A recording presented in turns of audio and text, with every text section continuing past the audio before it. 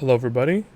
I'm just going to quickly show you how to update your Asus motherboard with the USB BIOS flashback tool.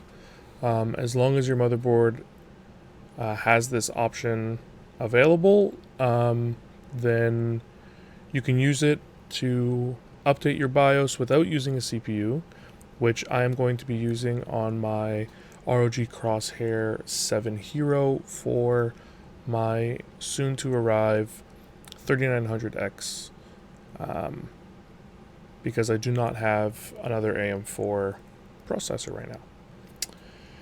So, first things first, find your motherboard on the Asus website and make sure that it has USB BIOS flashback.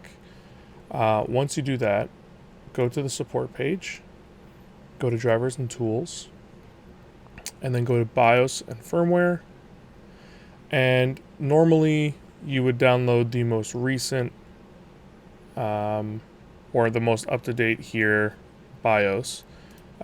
If you know of any kind of instability, you can go to a previous version. That's entirely up to you.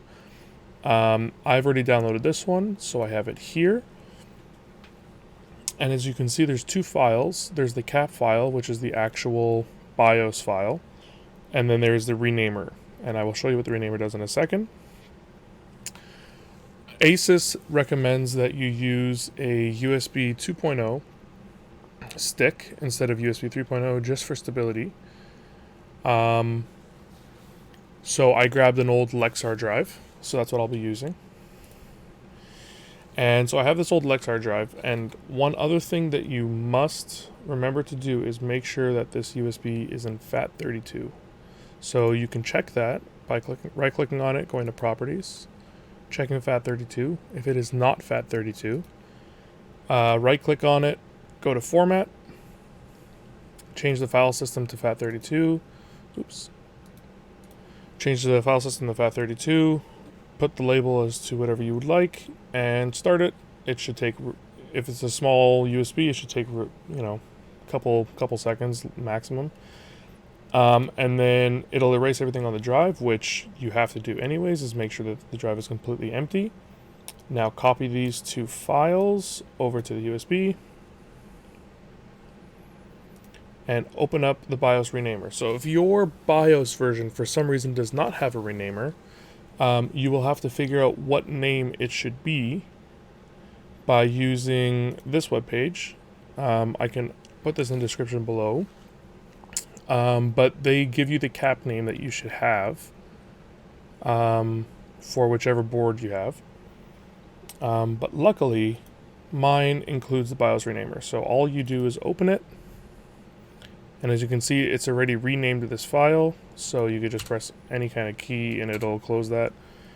And now you can delete this file. And eject your USB. And you're ready to go and plug it into the motherboard. Okay, so we're going to take the USB that we put the BIOS on, and we're going to plug it into the BIOS USB port. So luckily, mine actually has it listed right here, but sometimes you'll have to look at your manual to figure out which USB port is for the BIOS. So actually first, I'm going to quickly turn on the power supply and let everything light up real quick. And now we will take the USB, plug it into that port, and then you hold the BIOS button for 3 seconds until you see it start to flash.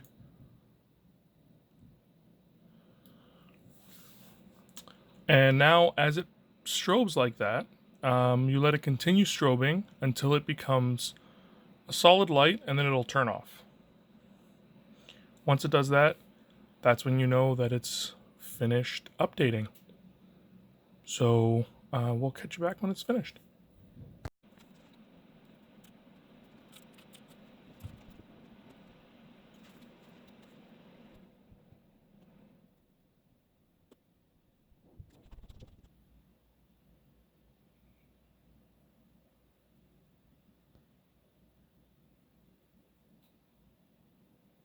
And there we go.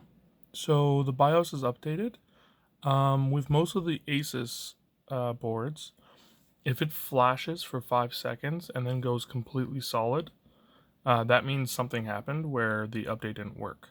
So if you have that issue, you can try it again. And then if you continue having issues, they suggest you just contact Asus support.